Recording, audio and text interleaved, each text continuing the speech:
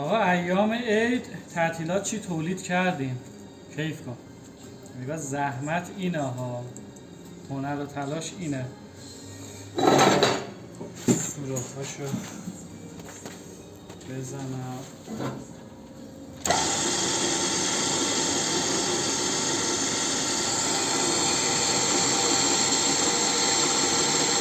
این سوراخ رو میزنم برای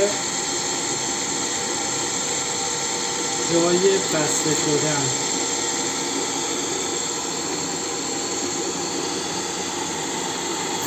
این اولین قطعه‌اش، بیارم اینجا. یکی هم تو شکمش جایزه داره،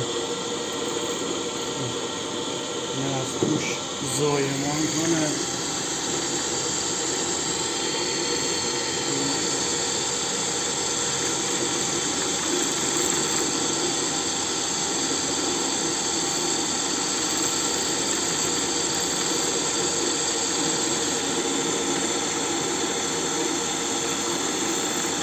اینم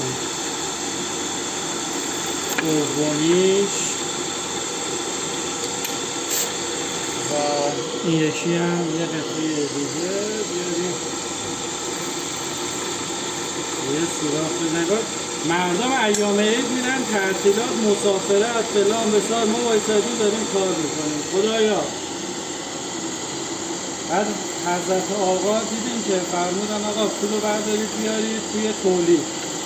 آقا پولو بردارید بیارید توی تولید کنید. ملت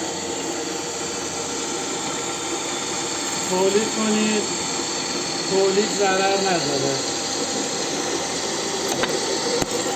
آقا مخلصیم. یا علی مدد.